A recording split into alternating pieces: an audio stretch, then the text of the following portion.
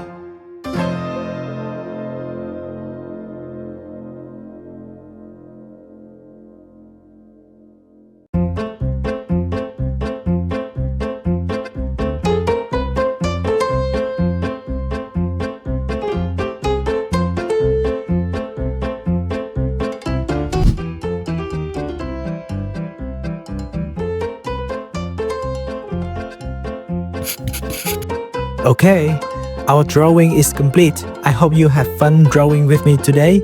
If you enjoyed this video, please give it a big thumbs up and subscribe to my channel. Now, I will see you in the next video. Goodbye.